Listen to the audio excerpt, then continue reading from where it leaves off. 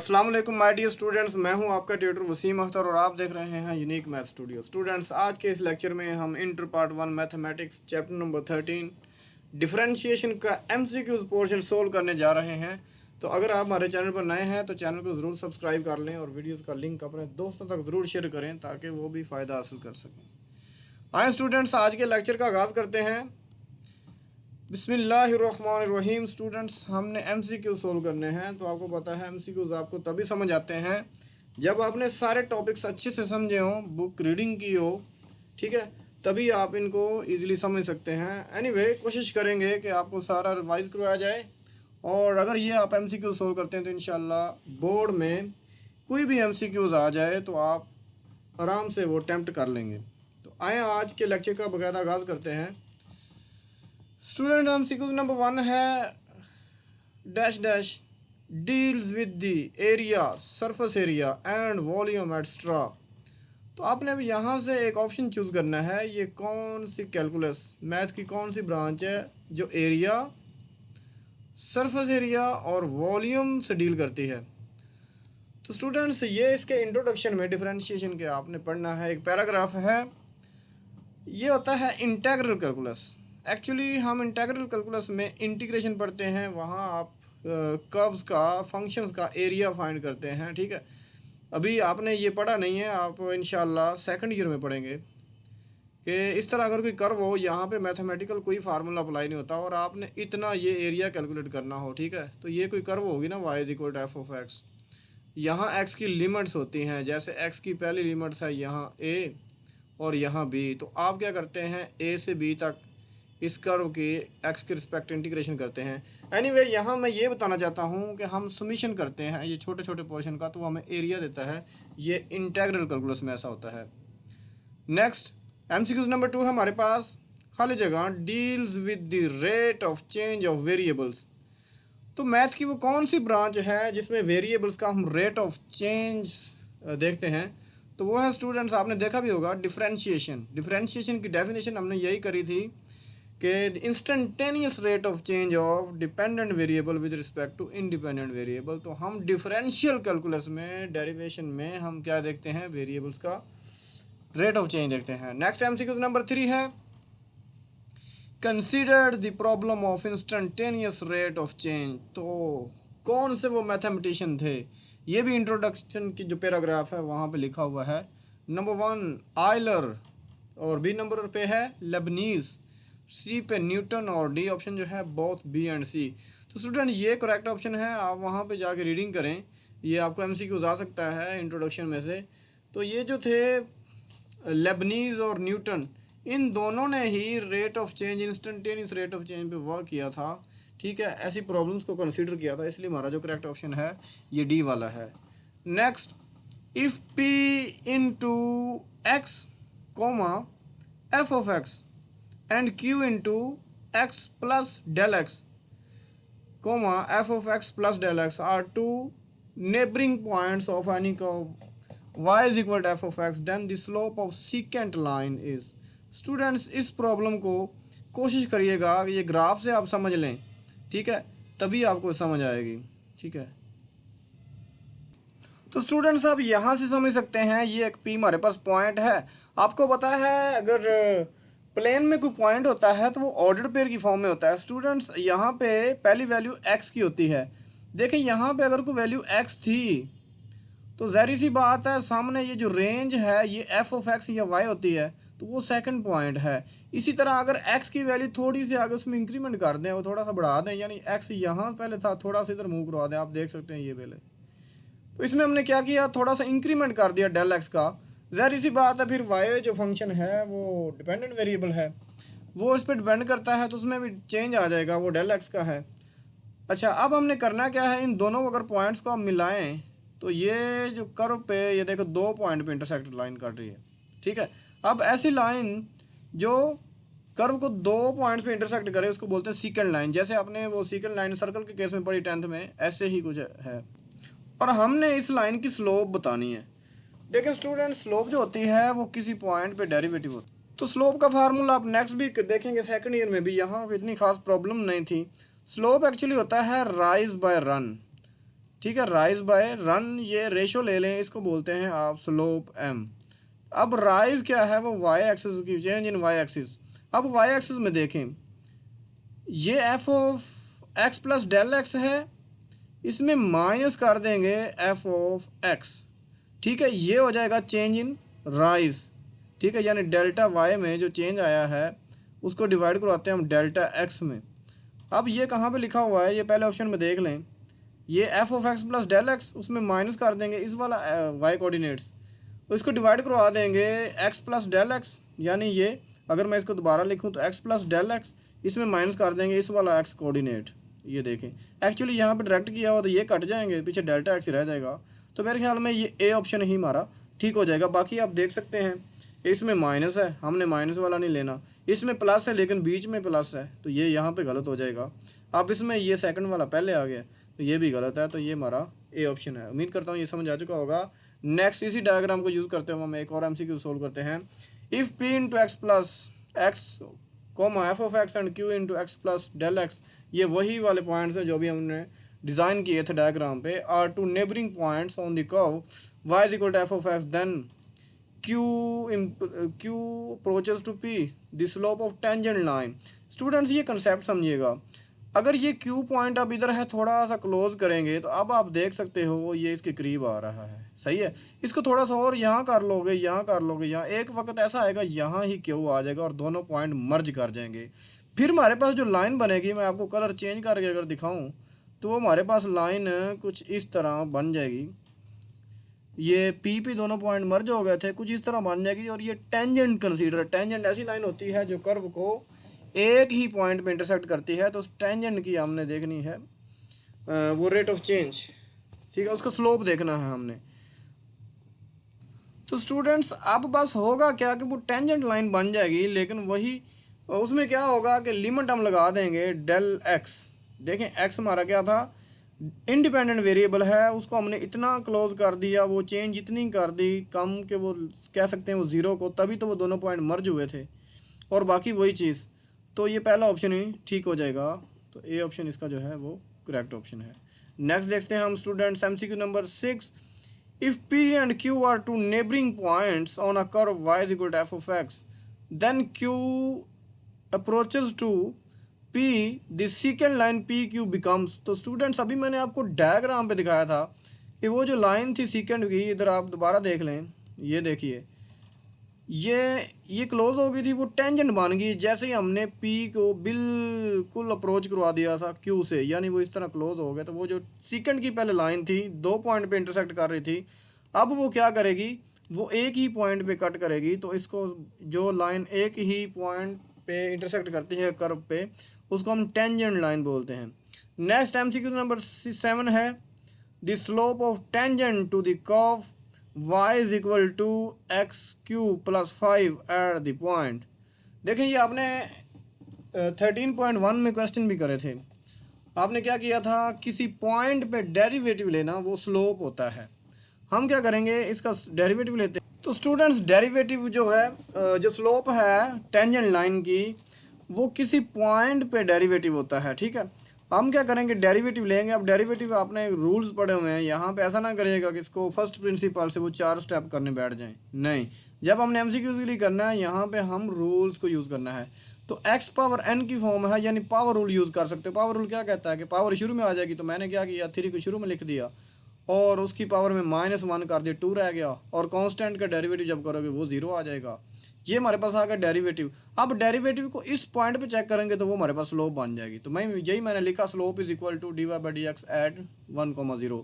ये जो वैल्यू होती है, ये x की वैल्यू होती है, x कोऑर्डिनेट, जो सेकंड वैल्यू वो y है। अब यहाँ पे y तो है नहीं, तो हम x क्या पुट कर देते हैं, 1। तो ये 3 × 1 स्क्वायर, तो 1 ही आ जाएगा, 1 3 ज़ा 3। इसलिए हमारा जो करेक्ट ऑप्शन है ये डी वाला है। नेक्स्ट हम देखते हैं MCQ number 18, gradient of tangent line to the graph of f of x. तो सेम क्वेश्चन हमारे पास, हम क्या करेंगे, इसका पहले डेरिवेटिव ले लेते हैं। अब डेरिवेटिव एफ ऑफ एक्स है तो एफ प्राइम ऑफ एक्स से रिप्रेजेंट कर लेते हैं, फंक्शन एफ ऑफ एक्स था। अब पावर रूल से 2 शुरू में आ जाएगा, पावर में 1 कम करेंगे तो 1 रह जाएगा, लिखो या ना लिखो, और कांस्टेंट का डेरिवेटिव 0 है। हमने क्या करना है, स्लोप एक्चुअली देखनी है इस पॉइंट पे। तो वो क्या होता है, स्लोप इज इक्वल टू, ये जो डेरिवेटिव का आंसर आ गया, मैं अब तफसील से नहीं लिख रहा, इस पे हमने लिमिट लगा देनी है -1 ऑर्डर्ड पेयर है, तो यहाँ पे x पहली वैल्यू -1 है, तो 2 इंटू -1, तो स्टूडेंट्स आंसर आ जाएगा -2, तो इसका फिर सी ऑप्शन करेक्ट हो जाएगा। Gradient of tangent line to the graph of √x, तो देखें ये हमने इसका डेरिवेटिव फाइंड करना है, फिर उसमें वो पॉइंट पुट कर देंगे। अब स्टूडेंट्स अंडर रूट वाला अगर आपने मेरे से पढ़ा है तो मैंने आपको ये डायरेक्ट याद करवाया है। आपने कोई भी √x लिखा हुआ है, क्या करना है 1/2 लिखना है और उसी अंडर रूट को नीचे डिवाइड करवा देना है, और जो अंडर रूट के अंदर लिखा हुआ है इसका फिर डेरिवेटिव इस केस में 1 हो जाएगा x का। तो ऐसे आप डेरिवेटिव फाइंड कर सकते हैं, लेकिन हमने ग्रेडियंट यानी स्लोप फाइंड करनी है, तो उसके लिए क्या करते हैं डेरिवेटिव में वो पॉइंट पुट कर देते हैं, ये x की वैल्यू पुट कर देते हैं। तो gradient is equal to 1/2 into √x at x is equal to 9, तो हम x की वैल्यू 9 रिप्लेस कर देते हैं, तो 2 इंटू √9, अब 9 3 का परफेक्ट स्क्वायर होता है, तो 1/2 मल्टीप्लाई बाय 3, तो ये स्टूडेंट्स आ जाएगा 1/6, इसलिए हमारा जो करेक्ट ऑप्शन होगा वो हो जाएगा ए वाला। नेक्स्ट हम देखते हैं MCQs नंबर 10, the average rate of change of f(x) in interval x, x1 which is subset of domain of function is defined as. तो स्टूडेंट्स एवरेज वैल्यू क्या होती है, एवरेज वैल्यू आपने देखी होगी, अगर आपको कोई भी इस तरह फंक्शन दिया हुआ हो y is equal to f(x), ठीक है, हम क्या करते हैं ये इंटरवल में वैल्यूज़ डालते हैं, ठीक है, तो जो वैल्यूज़ डालेंगे फंक्शन में वो हो जाएंगी रेंज, या दूसरे लफ्ज़ों में उनको बोलते हो आप डिपेंडेंट वैल्यूज़ कह लें। ओके, तो फिर हम क्या करेंगे, आपका जो भी फंक्शन होगा उस फंक्शन में पहले ये सेकंड वैल्यू रिप्लेस कर देंगे, ठीक है, ये आप यूँ समझ लें जैसे ये राइज़ की हमने ये लेनी है चेंज, फिर फंक्शन में पहला पॉइंट पुट कर देंगे इंटरवल का x, आगे ये स्पेसिफिक प्रॉब्लम भी आने वाली है, वहाँ पे आपको वैल्यूज़ दी होंगी, उसको डिवाइड करवा देना है इन्हीं दोनों वैल्यूज़ के डिफरेंस से, यानी second value x1 minus x। आप देख लें इसके अकॉर्डिंग आपका जो करेक्ट ऑप्शन है मेरे ख्याल में वो होगा ये डी वाला, तो 10 का हुआ डी ऑप्शन। तो नेक्स्ट स्टूडेंट्स MCQs नंबर 11 देख लेते हैं। Position of a car after time t hours is given by its average velocity over interval. तो स्टूडेंट्स हमने इसकी एवरेज वेलोसिटी देखनी है इस इंटरवल पे, उसमें उसके लिए हम क्या करते हैं change in velocity over change in values of this interval, ठीक है, जैसे अभी हमने किया था वो उसका स्पेसिफिक प्रॉब्लम भी आ गया हमारे पास। तो स्टूडेंट्स हम क्या करेंगे, ये एक्चुअली हमें डिस्प्लेसमेंट या पोजीशन का फंक्शन दिया हुआ है, हम इसको s इंटू टी कह देते हैं, यानी s का डिस्टेंस होगा ना विद रिस्पेक्ट टू टाइम, के टाइम 1 किलोमीटर हो तो कितना डिस्टेंस, 2 हो कितना, तो हमने ये फंक्शन लिख दिया। अब एवरेज वेलोसिटी कैसे आएगी इस फंक्शन में, ये सेकंड वैल्यू यानी s into 4 minus s of first value, और देन नीचे जो होगा इन्हीं की डिफरेंस यानी 4 - 1। अब हम क्या करेंगे इस फंक्शन में वैल्यू पुट करेंगे, पहले 4 पुट करते हैं स्टूडेंट्स, पहले हम क्या फाइंड करने जा रहे हैं s ऑफ 4, इधर ही निकाल लेते हैं। अब t की जगह 4 पुट करेंगे तो ये हो जाएगा 4 का क्यूब, 4 4 ज़ा 16, 64 128 माइनस इधर 4 का स्क्वायर 16, 16 3 ज़ा 48, और फिर इधर 4 पुट करेंगे तो ये स्टूडेंट्स हमारे पास आ जाएगा कुल मिला के 84। इसी तरह ही जब आप s इंटू 1 करते हो तो इसका आंसर आ जाएगा 1 का क्यूब 1 ही रहेगा, 2 1 ज़ा 2 हो जाएगा, और ये 1 का स्क्वायर भी 1 तो -3, और 1 इधर पुट करेंगे तो ये 4 - 3, तो ये स्टूडेंट्स आ जाएगा 1, 4 - 3 1। नेक्स्ट सॉरी 2, ये 2 है, 2 में 1 ऐड करेंगे, 3 - 3 0, तो ये आ जाएगा 0। अब इधर वैल्यू पुट कर दें, यानी फंक्शन में जब हम 4 पुट कर रहे हैं तो 84 - 0, नीचे डिफरेंस ले लें वो 3, जब इनको डिवाइड करवाओगे 84 को 3 पे तो स्टूडेंट्स आंसर आ जाएगा 28।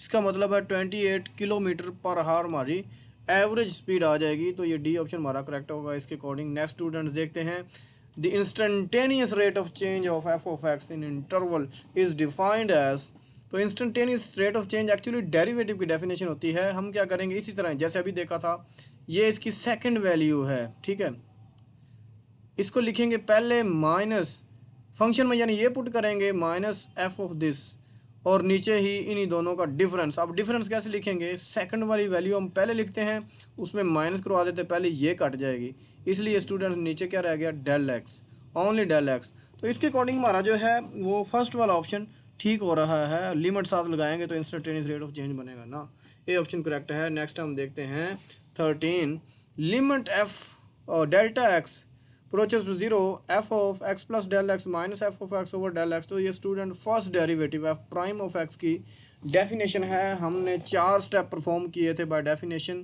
पहले y is equal to f of x होता है, हम क्या करते हैं इसमें इंक्रीमेंट कर देते हैं। पहला स्टेप ये था ना कि x में डेल एक्स का इंक्रीमेंट करें तो y में ऑटोमेटिकली इस पर डिपेंड कर रहा है, डेल y का इंक्रीमेंट हो जाएगा। फिर y इज इक्वल टू और डेल y वो चेंज फाइंड करते हैं, y उधर चला जाएगा तो वो माइनस हो जाएगा, और y की वैल्यू हम जो ऊपर एफ ऑफ एक्स जो भी फंक्शन होता है वो पुट कर देते होते हैं।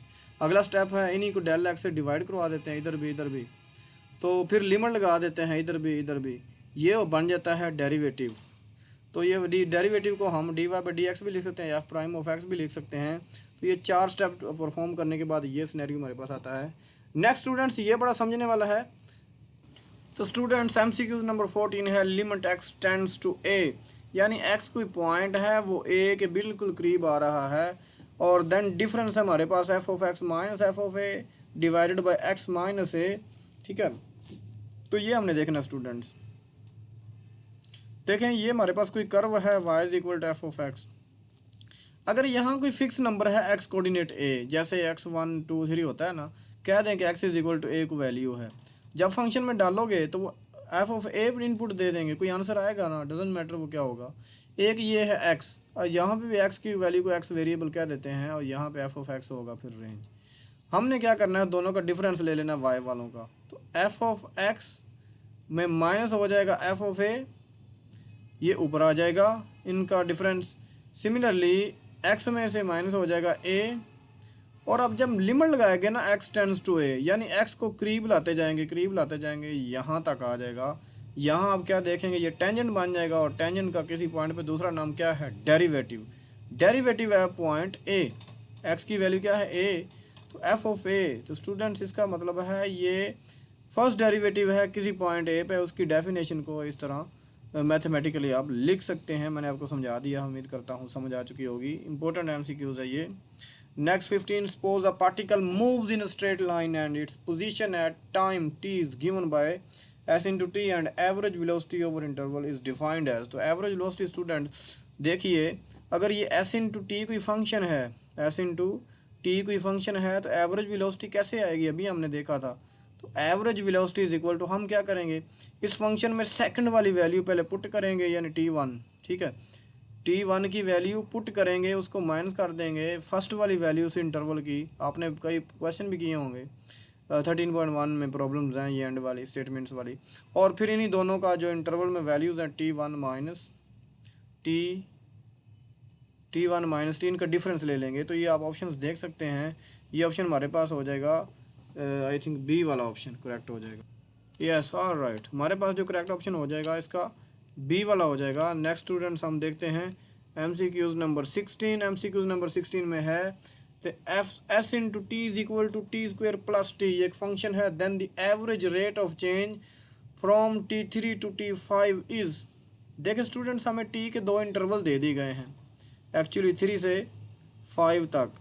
हमने क्या करना है, एवरेज रेट ऑफ चेंज देखना है। तो स्टूडेंट्स इस तरह का ये तकरीबन तीसरा से चौथा MCQs है। अब आपको समझ आना शुरू हो चुकी होगी।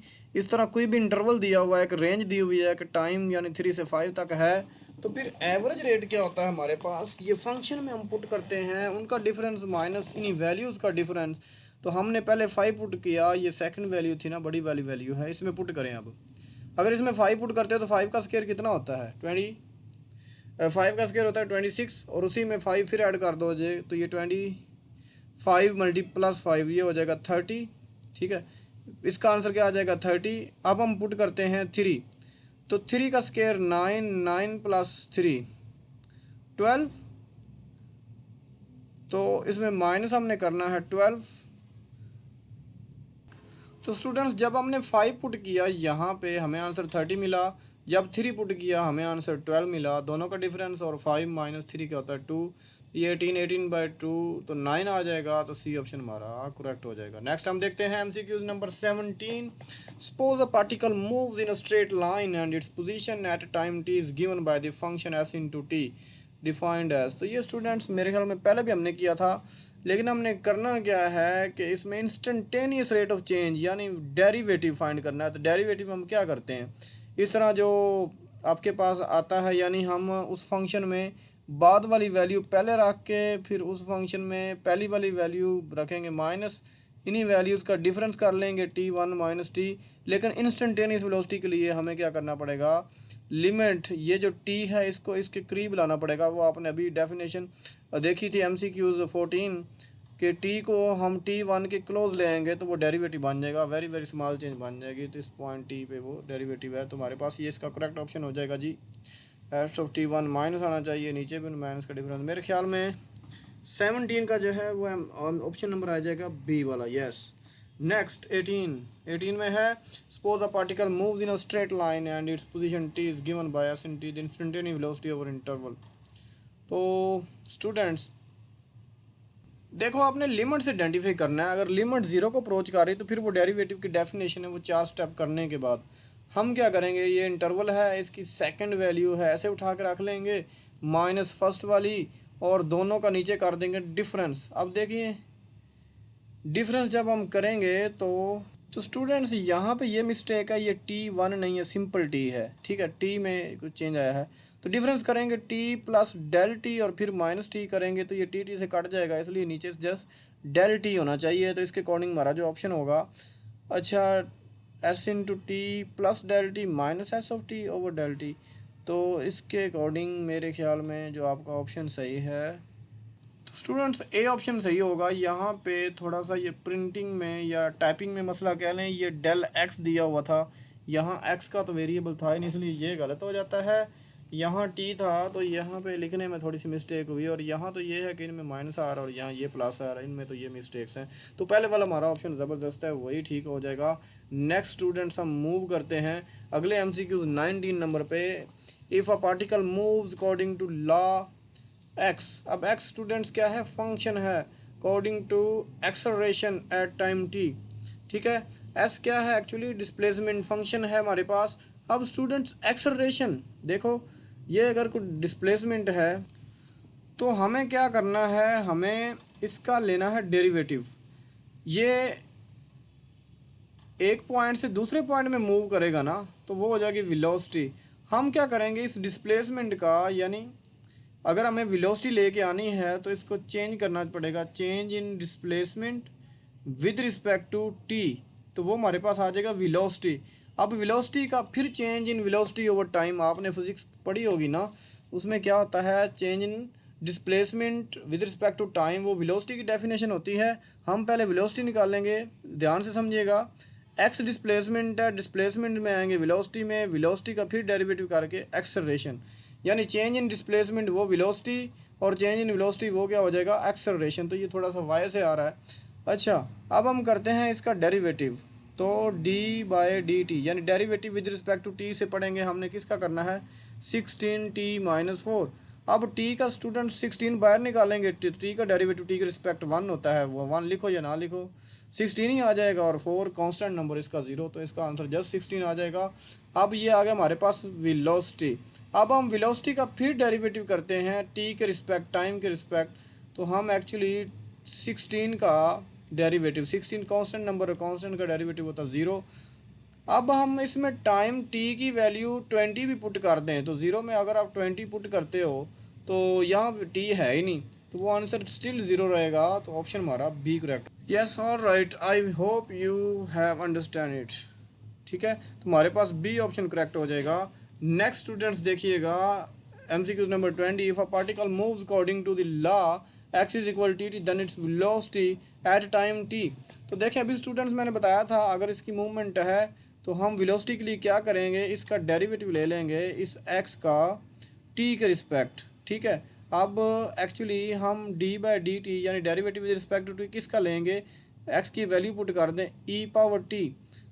अब स्टूडेंट्स मेरे ख्याल में ऐसा कोई फंक्शन आया नहीं था, याद रखिए ये एक्सपोनेंशियल फंक्शन होते हैं, हम ई पावर जो भी हो वैसे लिख देते हैं, मल्टीप्लाई इस पावर का फिर डेरिवेटिव लेते हैं टी का रिस्पेक्ट, वो 1 आ जाएगा। अब हम इसमें क्या पुट करेंगे, टी की वैल्यू 0 पुट कर देंगे, तो ई की पावर में टी पड़ा है 0 और ई की पावर 0 1 होती है, क्योंकि ई आइलर नंबर है जिसकी वैल्यू 2 पॉइंट, तो रियल नंबर की प्रॉपर्टी हम देखी थी, किसी भी नंबर की पावर 0 वो 1 होती है, तो हमारे पास ऑप्शन नंबर बी करेक्ट होगा। तो प्यारे बच्चों MCQs नंबर 21 है। ऐसा हमारे पास एक फंक्शन है 980t minus 490t square where s is in centimetre, ठीक है। Velocity at instant t is equal to 1/2 second. Actually velocity कब आएगी, जब इस डिस्प्लेसमेंट का डेरिवेटिव करोगे है टाइम के रिस्पेक्ट, तो हमें डेरिवेटिव करना है, तो D S by d T, इस एस फंक्शन का टी के रिस्पेक्ट डेरिवेटिव लेते हैं। ये वैल्यूज़ मैंने पुट कर दी, अब थोड़ा सा डायरेक्ट कर रहा हूँ समझिएगा। हमने देखा था कि अगर सी कोई नंबर एफ ऑफ एक्स के साथ मल्टीप्लाई हो रहा हो, सी को बाहर निकाल दें, तो आप 980 को बाहर निकाल देंगे, तो फिर डेरिवेटिव टी के रिस्पेक्ट स्टूडेंट्स क्या आता है 1, ठीक है। जब डिपेंडेंट और इंडिपेंडेंट वेरिएबल सेम हो जाते हैं तो डेरिवेटिव 1 मैंने लिखा। देन फिर अगेन ये 490 जो है ये हमारे पास कांस्टेंट नंबर है, इसको वैसे लिखें और टी स्केयर का डेरिवेटिव हम कर लेते हैं। अब टी स्केयर का डेरिवेटिव पावर रूल से आएगा, ये पावर 2 शुरू में ले आओ, पावर में कम करो यानी 2t आ जाएगा, तो मैंने पावर शुरू में ले आया तो t आ गया। अब ये आ गया derivative of s with respect to t, हमें क्या करना है, t की वैल्यू अब 1/2 पुट कर देनी है, ये मैं लिमिट लगा रहा हूँ, तो 980 वैसे ही आ जाएगा माइनस ये हमारे पास 2 × 490 वैसे लिख रहे हैं या मल्टीप्लाई करवा के लिखें, बात है कि अब टी की वैल्यू 1/2 पुट करोगे, 2 से कट जाएगा, तो 980 में से -490 करोगे तो हमारे पास आंसर। तो स्टूडेंट्स क्योंकि ये वेलोसिटी थी तो वेलोसिटी का यूनिट होता है 490, हमारे पास आंसर आ गया है। तो सेंटीमीटर, ये देखें ये सेंटीमीटर पर सेकेंड, ये टाइम सेकंड में है, डिस्टेंस हमारा सेंटीमीटर में है, तो सेंटीमीटर पर सेकंड आ जाएगा, तो ए ऑप्शन करेक्ट हो जाएगा। Next students D Y by D x यानी derivative of any function Y with respect to X, इसलिए हम क्या करते हैं, लिमिट्स अप्लाई कर देते हैं del Y by del x. तो students del Y by del X और लिमिट्स एक्स की यानी जो आपका इंडिपेंडेंट वेरिएबल उसकी लिमिट लगानी है, ये पहली वाई की लिमिट है तो गलती से ये ना टिक कर दीजिएगा, और फिर हमारे पास ये सेकंड ऑप्शन आ जाएगा। नेक्स्ट हम देखते हैं d Y by D x, इसकी दूसरी डेफिनेशन चौथे स्टेप में जाके हमने देखा था डेरिवेटिव बाय फर्स्ट प्रिंसिपल या अब इनिशियो मेथड या बाय डेफिनेशन, उसमें हम क्या करते हैं, ये सारे चौथे स्टेप पे जाके ये हमारा आंसर आया है, अभी मैंने आपको समझाया भी था पहले MCQs में। तो ये हमारे पास आ जाएगा f of x plus del x minus f of x divided by del of x और इसी की लिमिट, तो ए ऑप्शन हमारे पास करेक्ट आ जाएगा। नेक्स्ट 24 पे है the process of finding F prime students function F जो एफ ऑफ एक्स होता है उसका डेरिवेटिव को रिप्रेजेंट करता है। तो डेरिवेटिव किसी फंक्शन फाइंड करने का जो प्रोसेस होता है उसको डिफरेंशिएशन बोलते हैं, ये एक पूरा प्रोसेस होता है जिसमें आप कुछ रूल्स अप्लाई करके डेरिवेटिव फाइंड करते हैं, उस प्रोसेस को हम डिफरेंशिएशन बोलते हैं। नेक्स्ट स्टूडेंट्स कुछ सिंबल्स हमने देखी थी मैथमेटिशियन की कि कौन सा मैथमेटिशियन कौन सा सिंबल यूज़ करता है, आए उसको देखते हैं। उसके कुछ MCQs हैं। न्यूटन यूज्ड खाली जगह यानी कौन सा सिंबल यूज़ किया for the derivative y equal to f of x with respect to x. तो स्टूडेंट्स न्यूटन को मैंने अपने स्टूडेंट्स को याद कराया था, एन से न्यूटन है और एक उर्दू में होता है नुक्ता, तो वो नून से, तो नून और एन तकरीबन सेम है, तो न्यूटन ने एक नुक्ता लगा दिया था फंक्शन पे, तो वो डी ऑप्शन आ जाएगा।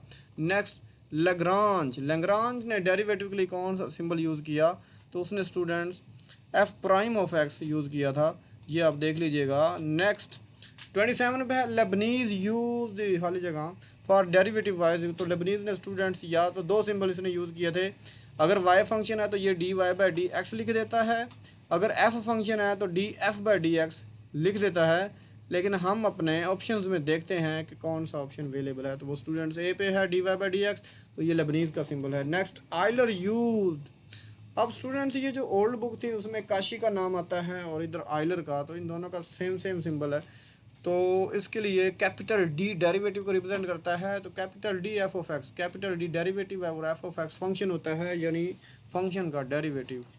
नेक्स्ट स्टूडेंट्स हम देखते हैं MCQs नंबर 29 में है the derivative of under root x at x is equal this. हमने डेरिवेटिव किसी पॉइंट पे देखा तो वो हमारे पास स्लोप होती है, तो हमने क्या करना है, इस फंक्शन का डेरिवेटिव लेना है। ठीक है, लेट्स से हमारे पास ये y फंक्शन है अंडर रूट ऑफ एक्स, तो हमने इस y का dy बाय डी एक्स यानी x के रिस्पेक्ट डेरिवेटिव देखना है।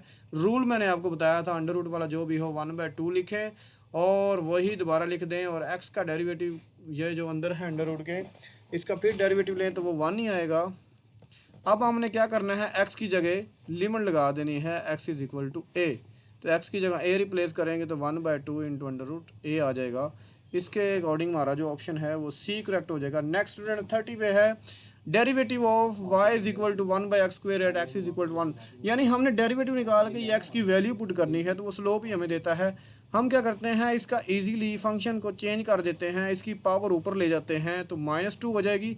अब पावर रूल अप्लाई कर सकते हो, तो dy बाई डी एक्स यानी derivative with respect to x, power शुरू में आ जाएगी, पावर में एक कम करेंगे तो -3 हो जाएगा, -2 पहले है ना, इसको मैं अब यूँ भी लिख सकता हूँ -2 बाय x पावर 3 पॉजिटिव करने के लिए। अब मैं क्या करता हूँ, इसमें लिमिट लगा देता हूँ x की वैल्यू -1। आए स्टूडेंट्स, इसमें -2 ऊपर पड़ा हुआ है और -1 की पावर 3 करोगे तो वो अगेन हमारे पास क्या आ जाएगा, -1 ही रहेगा, तो माइनस माइनस से कट जाएगा, तो फाइनली आंसर जो हमारे पास है वो 2 आ जाएगा। इसलिए हमारा सी ऑप्शन जो है वो करेक्ट ऑप्शन है।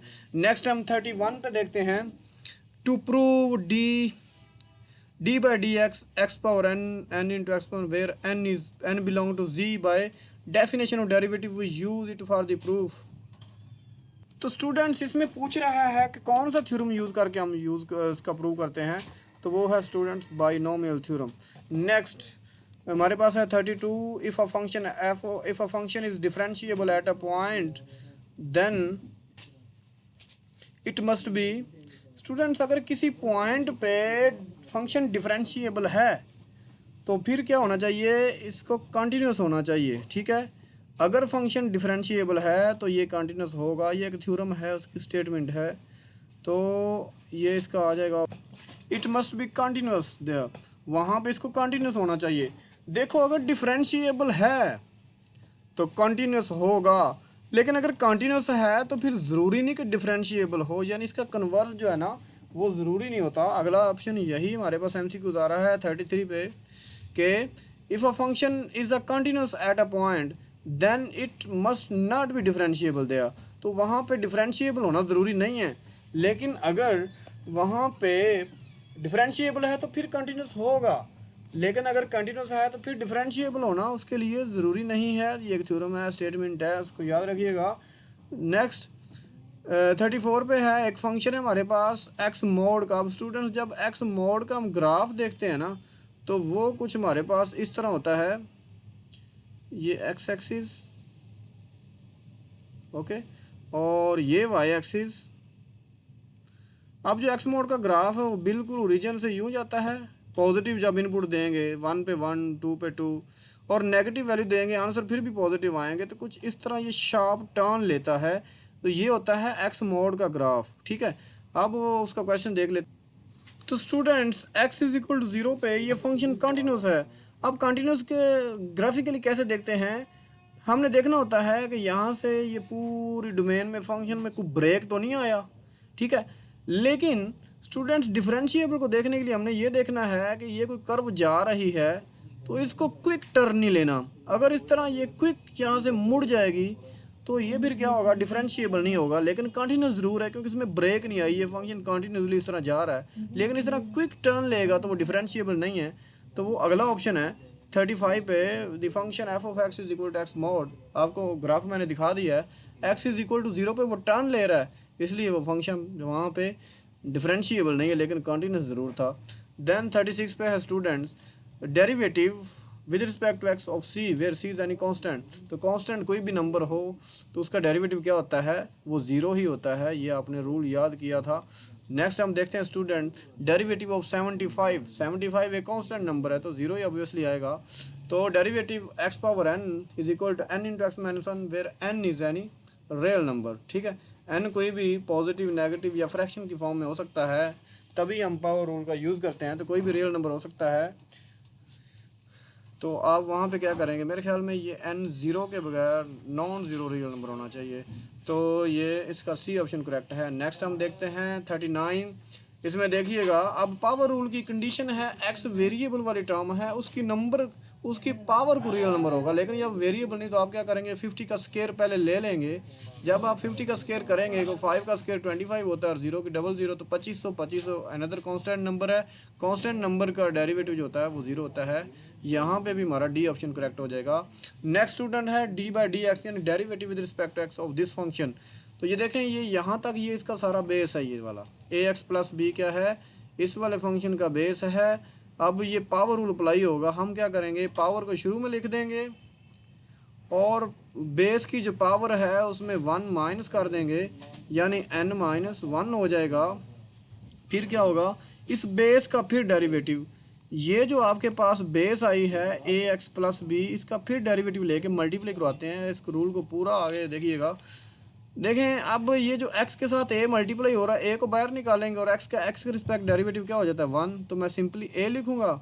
और जो b है वो कांस्टेंट नंबर, उसका डेरिवेटिव 0 है, ये करवा देने हैं आपने मल्टीप्लाई। स्टूडेंट्स हम सिंपल n इंटू a लिख देते हैं और ax plus b power n minus 1। तो बेस से फर्दर डेरिवेटिव लेके मल्टीप्लाई करवाना, ये ना भूलिएगा। तो इसके अकॉर्डिंग हमारा जो 40 वाला है उसका जो ऑप्शन ठीक है वो n into A X plus n minus 1। Power देख लीजिएगा, ये +1 है, ये आपने ऐसे नहीं लगा देना, इसको अच्छे से देख लीजिएगा। तो मेरे ख्याल में इसके अकॉर्डिंग हमारा डी ऑप्शन करेक्ट है। यस, तो हमारा करेक्ट ऑप्शन है डी वाला, हम इसको टिक कर देते हैं। नेक्स्ट स्टूडेंट्स 41 पे देखते हैं। 41 पे हमारे पास ये एक फंक्शन है स्टूडेंट्स, इस फंक्शन का आप डायरेक्ट डेरिवेटिव नहीं करेंगे। अब आप कहेंगे सर कोशेंट रूल अप्लाई कर सकते हैं, हाँ वो भी है, लेकिन इसको अगर इजीली डिफरेंशिएट करना है आप क्या करेंगे, नीचे जी ऑफ एक्स जो फंक्शन है इसको उठा के ऊपर ले आओगे, नीचे इसकी होल पावर 1 थी, अब जी ऑफ एक्स की होल पावर क्या हो गई है, -1 हो गई है। तो बाय पावर रूल, तो स्टूडेंट्स पावर रूल से अब हम -1 को शुरू में लिख सकते हैं। होगा क्या कि इसकी पावर में फिर एक और माइनस हो जाएगा।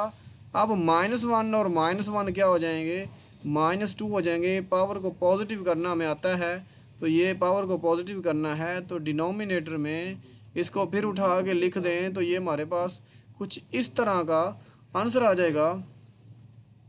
अच्छा स्टूडेंट्स, इसमें हमने वही मिस्टेक रिपीट की है। जब हमने पावर रूल अप्लाई करना है तो देखिए पावर में एक माइनस और बेस का फिर डेरिवेटिव, तो बेस हमारी है जी ऑफ एक्स, नहीं पता, ये कोई स्पेसिफिक फंक्शन नहीं है, तो हम उसका डेरिवेटिव कुछ इस तरह जी प्राइम ऑफ एक्स रिप्रेजेंट कर सकते हैं। अब नेक्स्ट यहाँ पे जी प्राइम ऑफ एक्स तो आता जाएगा ना, पावर पॉजिटिव की थी तो जी प्राइम ऑफ एक्स तो ऊपर ही रह गया था। इसके अकॉर्डिंग हमारा जो करेक्ट ऑप्शन होगा वो बी वाला होगा। नेक्स्ट हम देखते हैं, ये वो थ्योरम है कि अगर सी कोई कांस्टेंट नंबर फंक्शन के साथ मल्टीप्लाई हो रहा हो, जैसे मैं लिख दूँ 2 इंटू एक्स स्क्वायर और इसका डेरिवेटिव करना हो, हम क्या करेंगे स्टूडेंट्स, 2 को बाहर निकालेंगे और जुब करके एक्स स्क्वायर का डेरिवेटिव कर देंगे। तो ये रूल था, सी को बाहर निकालेंगे और डेरिवेटिव किसका हो जाएगा, एफ ऑफ एक्स का। तो एफ ऑफ एक्स के डेरिवेटिव को एफ प्राइम ऑफ एक्स से लिखते हैं, इसलिए हमारा जो बी ऑप्शन है वो करेक्ट है। नेक्स्ट 42 पे है, यही वाला है, दोबारा आ गया है। आगे नेक्स्ट एक छोटा सा फंक्शन, इसका डेरिवेटिव है, 3 को बाहर निकालेंगे, ये अभी रूल पढ़ा आपने पिछले एमसीक्यूज में।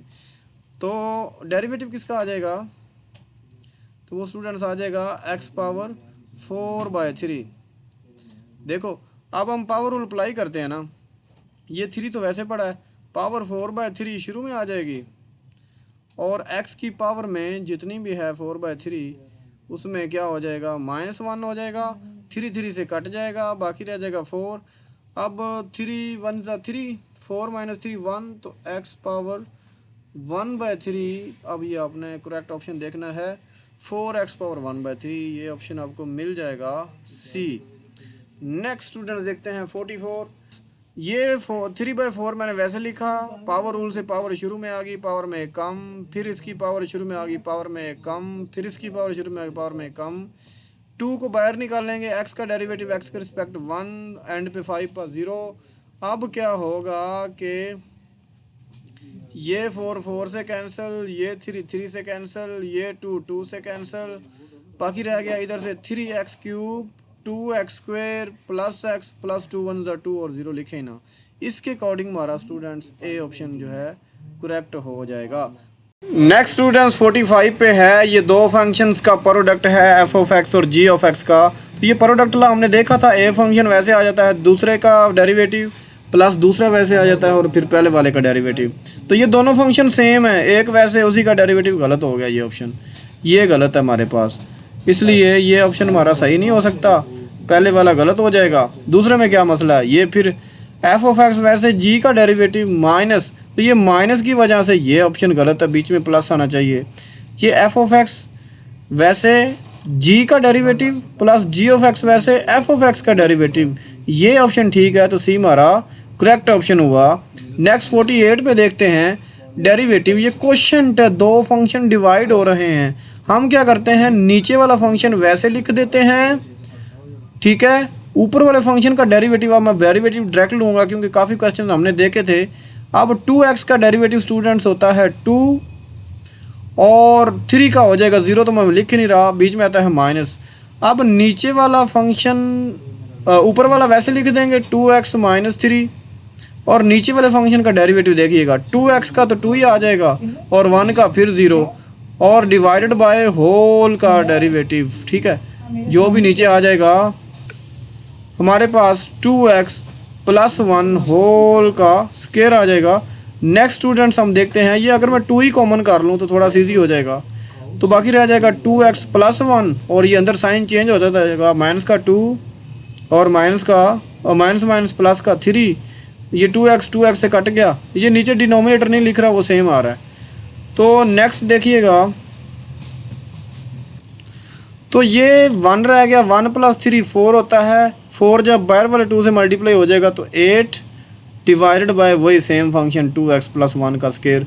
तो स्टूडेंट्स इसके अकॉर्डिंग हमारा जो ऑप्शन है वो ए वाला है। नेक्स्ट हम देखते हैं 49, a company's profit function is given by this p into X where x is the number of unit produce, कि कितने यूनिट प्रोड्यूस करते हो, वो एक यूनिट पे हम 1 पुट करेंगे उसमें तो वो प्रॉफिट फंक्शन आता जाएगा।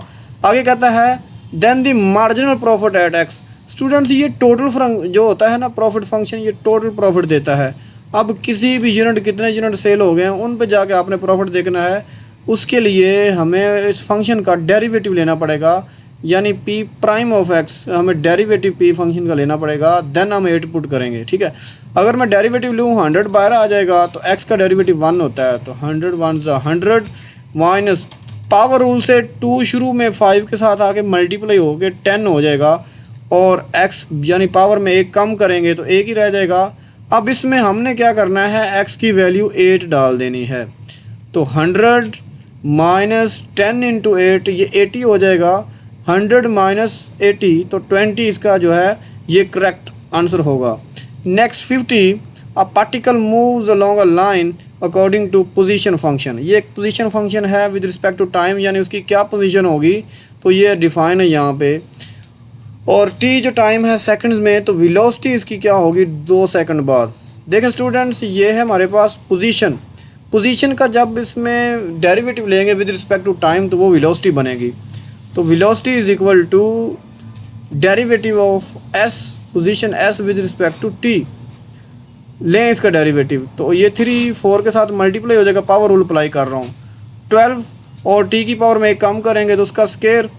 इसी तरह ये 2 3 के साथ आके मल्टीप्लाई हो के 6 t की पावर में 1 माइनस करो 1 रह जाएगा। इस तरह ये t का डेरिवेटिव t के रिस्पेक्ट 1, तो 2 1 ज़ा 2, इसमें हमने क्या पुट कर देना है t की वैल्यू 2, तो 2 का स्क्वायर कितना होता है 4 4 12 ज़ा 48 माइनस इधर फिर 2 पुट करो तो माइनस 6 2 ज़ा 12 प्लस 2। अब क्या होगा कि 48 में 2 ऐड कर दो, 50 में 12 माइनस कर दो तो 38 और यूनिट चल रहा है मीटर पर सेकेंड, तो स्टूडेंट डी ऑप्शन करेक्ट है। नेक्स्ट हम देखते हैं 51, a particle moves along a line according to position function where s into t is a position and t is a time. ये वो आगे आपने क्या करना है डेरिवेटिव, मेरे ख्याल में ये हमारा थोड़ा सा चेंज है पिछले से, ओके। इसका वेलोसिटी अगर लेके आनी, एक्सेलरेशन लेके आनी है, स्टूडेंट बड़े ध्यान से समझिएगा, ये पोजीशन फंक्शन है। हम पोजीशन फंक्शन का पहले मैं समझा चुका हूँ। पोजीशन फंक्शन का अगर डेरिवेटिव लेंगे हमारे पास वेलोसिटी आएगी, फिर velocity with respect to change time वो एक्सेलरेशन आएगा। एक्सेलरेशन में हमने टाइम टू पुट करना है, तो हमने पहले वेलोसिटी फाइंड करने के लिए इस पोजीशन फंक्शन का डेरिवेटिव किया, तो ये आंसर आ गया। अभी पीछे भी हमने किया था P4 पावर रूल लगा के। इसका फिर डेरिवेटिव करेंगे तो एक्सेलरेशन आ जाएगा। वो क्या होता है, वेलोसिटी का फर्दर डेरिवेटिव। ये पावर शुरू में 12 2 24 और एक पावर कम होगी, टी का 1 हो जाएगा 6, इसमें 2 पुट करेंगे तो ये 42 आंसर आ जाएगा। बी ऑप्शन करेक्ट है। नेक्स्ट 52 पे, a bank offers a compound interest rate on investment and the value of investment after 3 years is given by what is the rate of change of investment. तो students rate of change ये हमारे पास derivative भी होता है, instantaneous rate of change. तो हम क्या करेंगे, इस v फंक्शन का डेरिवेटिव ले लेते हैं टाइम के रिस्पेक्ट। होगा क्या, ये तो बाहर ऑलरेडी आ जाएगा 5000, ठीक है। अब डेरिवेटिव होना है सिर्फ इस वाले का, मैं इधर यहाँ पे हाईलाइट कर देता हूँ। ये तो बाहर आ गया कांस्टेंट, जब फंक्शन के साथ मल्टीप्लाई हो रहा है उसको बाहर निकाल देते हैं। अब डेरिवेटिव इसका डेरिवेटिव कैसे आएगा, तो हम ये जो पावर है वो शुरू में ले आते हैं और बेस की पावर में, ठीक है, हम 1 माइनस करेंगे तो एक पावर रह जाएगी, वो हम लिखेंगे नहीं, ठीक है। और फिर क्या करेंगे, बेस का फिर डेरिवेटिव। तो स्टूडेंट्स आप बेस का डेरिवेटिव लोगे, वो है 1 + 0.04, तो 1 का डेरिवेटिव 0 हो जाता है, नहीं लिखूंगा, और t का 1 हो जाएगा तो अंदर वैल्यू रह जाएगी 0.04। ये मेरे ख्याल में कलर सेम हो गया इसलिए आपको नज़र नहीं आ रहा होगा, दोबारा लिख देता हूँ 0.04। अब हम क्या करते हैं, इसमें अब क्या करेंगे, t की वैल्यू 10 डाल देंगे, वो t आपको यहाँ पे नज़र आ रहा है। तो ये हमारे पास हो जाएगा 5002 से मल्टीप्लाई करवा के 10,000 में 1 + 0.04 और t की वैल्यू हमने 10 पुट करनी है और मल्टीप्लाई 0.04। अपना कैलकुलेटर निकालें और इसका आंसर देखें तो हमारे पास आ जाएगा। तो स्टूडेंट्स इसका आंसर मेरे कैलकुलेटर पे 56 शो हो रहा है, तो 56 इसका करेक्ट ऑप्शन है। Next 53, the stress on a beam under a varying load is modelled by stress P and X is distance in meter fixed, then the rate of change of stress। तो students rate of change derivative आपको देता है, तो s prime से मैं represent कर लेता हूँ, वैसे आप ds/dx भी लिख सकते हो। तो 500 वैसे, और x का डेरिवेटिव 1 माइनस पावर रूल से 3 2 6 x पावर 2। अब इसमें हमने पुट कर देना है x की वैल्यू 5। तो स्टूडेंट्स ये हमने 5 वैल्यू पुट करी है, 5 का स्केयर 25 6 150, 500 में 150 माइनस करेंगे तो 350 पास्कल पर मीटर। ये सी ऑप्शन करेक्ट हो जाएगा। उम्मीद करता हूँ आपको ये लेक्चर अच्छे से समझ आया होगा। इंशाल्लाह नेक्स्ट लेक्चर में मिलते हैं, तब तक अपना ख्याल रखिएगा। अल्लाह हाफिज़।